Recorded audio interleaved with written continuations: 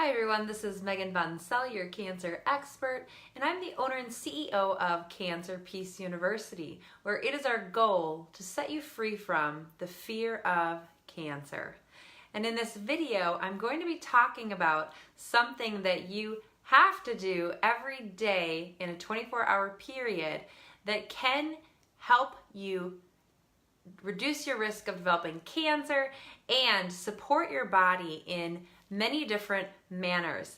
And this is something that we all do, and it is sleep. So sleep is something that is critical to our health and has been studied extensively to find out how it can help reduce the risk of developing cancer and support our body in a myriad of ways. When we sleep, our body does many restorative processes, including the liver, focusing on detoxification strategies, especially in the 2 hours before midnight. We also use sleep in order to balance out our nervous system and in order for our parasympathetic nervous system to become dominant as we are in a relaxed state of restoration. And we have many different factors of what occurs while we're sleeping that contributes to reducing the risk of cancer. I will focus on one of those today. Today I'm going to focus on the role of melatonin and the studies surrounding melatonin and cancer. Dr. Daniel Kripke studied 10,000 people and found that those taking over 132 sleeping pills on an annual basis died 4.6 times as often as those who did not use sleeping pills. Also, those using sleeping pills had a 35% increased chance of developing a new tumor because of their habit of using sleeping pills and because of their body's inability to go into a natural state of a circadian rhythm of restorative sleep. Renowned cancer researcher Dr. David Blask discovered an amazing attribute of melatonin with breast cancer. He actually found that nighttime levels of melatonin were reduced by 70% based on the production of melatonin in the evenings during our night sleep cycles. Also, melatonin plays a critical role in reducing estrogen dominance. Estrogen dominance has been correlated with an increased risk of developing an ER-positive, estrogen-positive breast cancer diagnosis. And melatonin can play a role in reducing estrogen within the body and transitioning someone from estrogen dominance. There are 3 different ways that melatonin can help to downregulate the amount of estrogen produced within our body. First, melatonin will actually downregulate the estrogen responsive genes within our body. Secondly, melatonin has been found to actually block xenoestrogens at cell receptor sites from being pulled into the cell. Xenoestrogens are chemicals that mimic estrogen within the body and include things like BPA in plastic water bottles, pesticides, and herbicides. And it's important that melatonin is able to reduce the amount of xenoestrogens that are taken into our cells.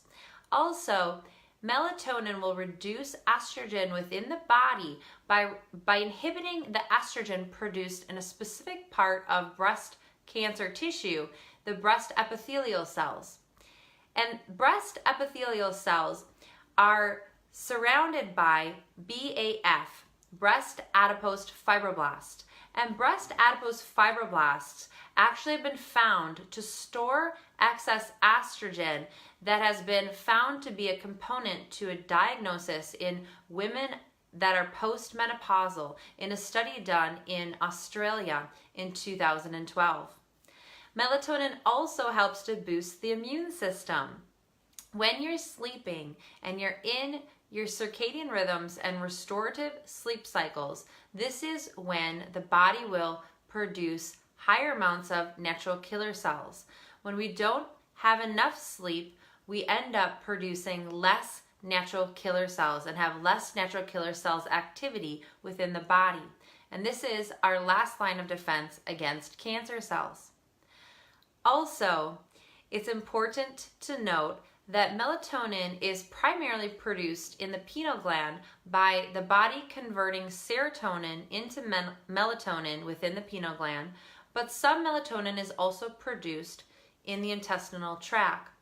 And this melatonin produced in the intestinal tract is the part of the melatonin that is able to stimulate the growth of immune cells like interleukin 1 and interleukin 2, as well as to support an anti-inflammatory effect within the body and buffer inflammatory action within the body.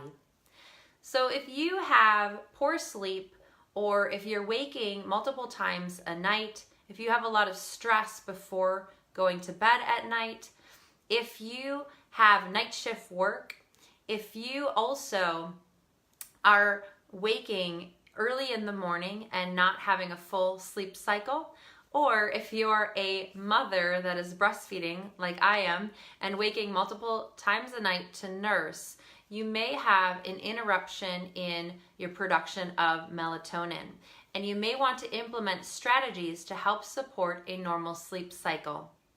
One thing that can be helpful is that if you are using electronic devices like a phone, a computer, a TV screen, you can use blue light blocking glasses that can help your body continue to produce melatonin even while you're exposed to EMFs or electromagnetic frequency.